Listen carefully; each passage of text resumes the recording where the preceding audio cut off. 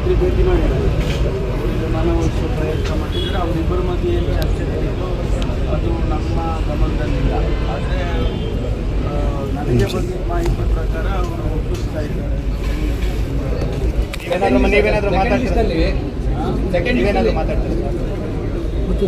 ನಾನು ಅವಶ್ಯಕತೆ ಬಿದ್ದರೆ ನಾನು ಮಾತಾಡ್ತೀನಿ. ಸೆಕೆಂಡ್ ಲಿಸ್ಟಲ್ಲಿ ರಾಜಣ್ಣ ಅವರ ಹೆಸರು ಇರ್ಬೋದಾ? ಪ್ರಯತ್ನ ಮಾಡ್ತಾ ಇದ್ದೀವಿ. ತುಮಕೂರಿಗೆ ಮುಂದೆ ಏನಾದ್ರು ಸಿಗುತ್ತಾ ಸರ್ ಸಿಎಂ ಸ್ಥಾನ ಜಿಲ್ಲೆಗೆ? ಮುಂದೆ ಏನಾದ್ರು ಸಿಗುತ್ತಾ ಸರ್ ಸಿಎಂ ಸ್ಥಾನ ಜಿಲ್ಲೆಗೆ ಅಪ್ಕಮಿಂಗ್ ಡೇಸಲ್ಲಿ ಸರ್? ಈಗಿಂದ ಹೇಳ್ರಿ ಅಂದರೆ ಕೆಪಿಸಿಸಿ ಅಧ್ಯಕ್ಷ ಸ್ಥಾನ ಸತೀಶ್ ಜಾರಕಿಹೊಳಿ ಕೊಡಬೇಕು ಅಂತ ಇತ್ತು. ದಿಢೀರ್ ಚೇಂಜ್ ಆಯಿತು ಅಂತ ಆ ರೀತಿ ಏನಿಲ್ಲ. ಯಾರಿಗೂ ಕೊಡಬೇಕಾಗಿದ್ದು ಕೊಡ್ತೀವಿ ಅಂತ ಯಾರಿಗೂ ಯಾರು ಭರವಸೆ ಇವರು ಕನ್ಸಲ್ಟೇಷನ್ನಲ್ಲಿ ಇದೆಲ್ಲ ಎಕ್ಸರ್ಸೈಸ್ ನಡೆಯುವಾಗ ತಾರ ಹೆಸರುಗಳು ಬರ್ತಾ ಇರ್ತವೆ. ಸರ್, ಕಂದಾಯ ಖಾತೆ ನೀವೇ ಕೇಳಿದ್ದ ಹೈಕಮಾಂಡ್ ಕೊಟ್ಟಿದ್ದ ಸರ್? ಏನು ವ್ಯತ್ಯಾಸ ಆಗೋದಿಲ್ಲ.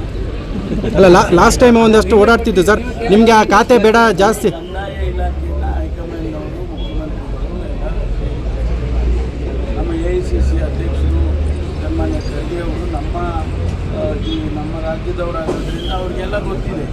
ಹಾಗಾಗಿ ಅವರಿಗೆ ಯಾವ ಖಾತೆ ಯಾರಿಗೆ ಕೊಡಬೇಕು ಅಂತ ಅವ್ರು ತೀರ್ಮಾನ ಮಾಡ್ತಾರೆ. ಕೆಲಸ ಮಾಡೋದಷ್ಟೇ ನಮಗೆ ಹೇಳಿರೋದು. ಈಗ ಗೃಹ ಖಾತೆ ಇದ್ದಾಗ ಮನೆ ಪೊಲೀಸ್ ಇದೆಲ್ಲ ಒಂದು ಕಾರ್ಯಕ್ರಮ ಮಾಡಿದ್ರಿ ಸರ್, ಅದೆಲ್ಲ ಕಂಟಿನ್ಯೂ ಆಗುತ್ತೆ ಸರ್? ಸರ್, ಯುವಕರ ಕೋಟಾದಲ್ಲಿ MLC ರಾಜೇಂದ್ರ ಅವರಿಗೆ ಏನಾದರೂ ಸಿಗುತ್ತಾ ಅಂತ ಚಾನ್ಸು? ಆ ಥರ ಒಂದು ಬೇಡಿಕೆ ಇದೆ ಅಭಿಮಾನಿಗಳದ್ದು, ಕಾರ್ಯಕರ್ತರು. ಓಕೆ, ಸರ್ ಜಿಲ್ಲಾ ಉಸ್ತುವಾರಿ ಯಾರಾಗ್ತಾರೆ?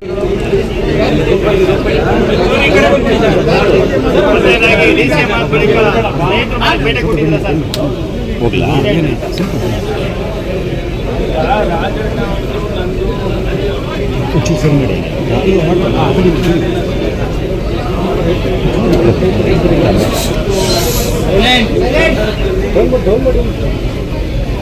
ನಾವೆಲ್ಲ ಒಟ್ಟಿಗೆ ರಾಜಕಾರಣ ಮಾಡ್ತೀವಿ. ಮಾಡಿ ಅಧಿಕಾರಕ್ಕೆ ತರೋದಕ್ಕೆ ಎಲ್ಲ ಇವತ್ತು ನಾವೆಲ್ಲ ಒಟ್ಟಿಗೆ ಇದ್ದೀವಿ ಅಂತೇಳಿ ಒಂದು ಸಂದೇಶ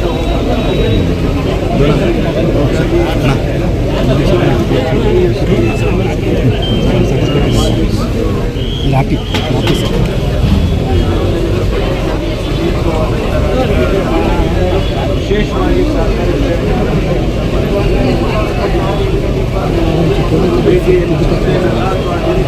ಶಾಂತಿನಾಥ್ ಸರ್ ಹಂಗೆ ಇಂಗ್ಲೀಷ್ ಅಂದ್ಬಿಡಿ. ವಿಶ್ವಾಸ ಇದೆ. ಮಾಡೋದು ಪ್ರಯತ್ನ ಮಾಡುವಾಗ ವಿಶ್ವಾಸ ಇಲ್ಲದೆ ಪ್ರಯತ್ನ ಮಾಡ್ತಾರೆ. ಪ್ರಯತ್ನ ಮಾಡುವಾಗ ವಿಶ್ವಾಸದಿಂದಲೇ ಮಾಡೋದು. ಸಿಎಂ ಅವರು ಇವತ್ತು ಜಿಲ್ಲೆಗೆ ಸಿಎಂ ಸ್ಥಾನ ಸಿಗುತ್ತೆ.